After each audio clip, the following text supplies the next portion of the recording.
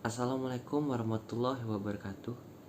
Yang terhormat Ibu dosen Bahasa Indonesia Universitas Esa Unggul, Ibu Novia Angela MPD, serta teman-teman semua yang saya banggakan.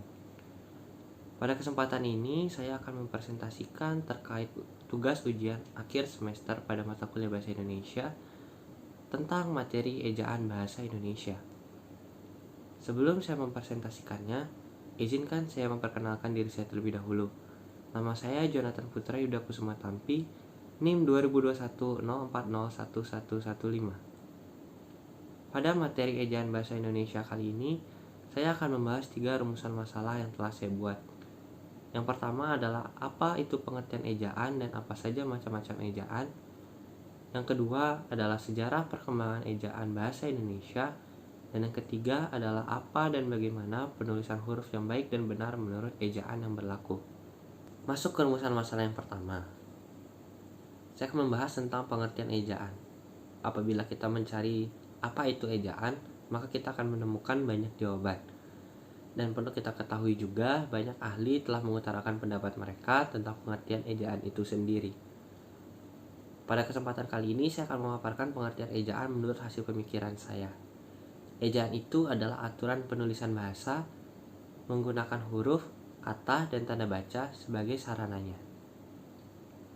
Dan bagian kedua yang akan saya bahas adalah macam-macam ejaan. Di sini saya membagi macam-macam ejaan menurut sejarah perkembangannya. Dimulai dari yang pertama ejaan Van Ophuijsen, yang kedua ejaan Swandi atau Republik, yang ketiga ejaan yang disempurnakan atau EYD, dan yang keempat pedoman umum ejaan Bahasa Indonesia atau yang kita kenal sekarang dengan PUEBI. Beralih ke rumusan masalah yang kedua tentang sejarah perkembangan ejaan. Ejaan pertama kali berlaku di negara Indonesia mulai tahun 1901, di mana ejaan pertama adalah ejaan Van Ophuijsen. Van Ophuijsen sendiri diambil dari nama seorang guru besar Belanda yang juga merupakan salah satu pemerhati bahasa. Ejaan Van Ophuijsen ini sendiri berlaku di Indonesia selama 46 tahun. Beralih ke ejaan yang kedua. Ejaan yang kedua adalah ejaan Swandi atau Republik yang mulai berlaku pada tahun 1947. Ejaan Republik ini sendiri lebih dikenal oleh masyarakat sebagai ejaan Swandi, karena pada saat itu Swandi yang bernama lengkap Raden Mas Swandi Notokusumo selaku Menteri Pendidikan Kebudayaan pada saat itu ialah yang mengesahkan dan meresmikan ejaan ini untuk berlaku di negara Indonesia. Berlanjut ke ejaan yang ketiga adalah ejaan yang disempurnakan atau EYD. EYD sendiri dikeluarkan pada tahun 1972 berdasarkan keputusan Presiden nomor 57 tahun 1972. EYD sendiri merupakan wujud penyempurnaan dari ejaan-ejaan sebelumnya yang telah berlaku di Indonesia.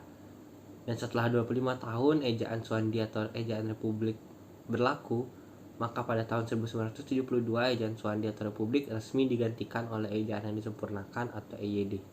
Berlanjut ke ejaan yang keempat, yaitu adalah Pedoman Umum Ejaan Bahasa Indonesia atau PUEBI. Setelah 43 tahun EYD berlaku dan dilakukan banyak koreksi terhadap EYD, maka dikeluarkan Permendikbud nomor 59 tahun 2015 tentang Pedoman Umum Ejaan Bahasa Indonesia yang dikeluarkan pada tanggal 26 November 2015 dan diundangkan di Kota Jakarta pada tanggal 30 November 2015. Beralih ke rumusan masalah yang terakhir, yaitu adalah tentang apa dan bagaimana penulisan huruf yang baik dan benar menurut ejaan yang berlaku. Di sini ada dua bagian yang akan saya bahas. Yang pertama adalah huruf miring, dan yang kedua adalah huruf besar dan huruf kapital. Huruf miring. Huruf miring ditujukan untuk menegaskan atau mengkhususkan huruf, kata, ataupun bagian kata. Dan fungsi kedua yang akan saya paparkan, huruf miring digunakan untuk menuliskan istilah ungkapan asing, terkecuali untuk ungkapan asing yang ejaannya telah disesuaikan dengan ejaan yang ada di Indonesia. Beralih ke huruf besar dan huruf kapital.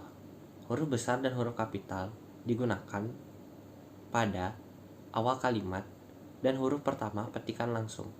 Yang kedua, digunakan pada ungkapan yang berhubungan dengan keagamaan, kitab suci, dan nama Tuhan. Yang ketiga, digunakan pada penulisan nama diri, gelar kehormatan, keagamaan, kebangsaan, maupun keturunan yang diikuti oleh nama orang. Yang keempat, digunakan pada penulisan nama bangsa, suku, bahasa, tahun, bulan, hari, maupun hari raya. Yang kelima, digunakan pada penulisan nama khas dalam geografi. Dan yang terakhir, digunakan pada penulisan nama resmi lembaga kepemerintahan. Sekian materi yang dapat saya sampaikan. Apabila ada kesalahan di dalam penyampaian materi ini, saya ucapkan permohonan maaf yang sebesar-besarnya. Terima kasih atas perhatiannya.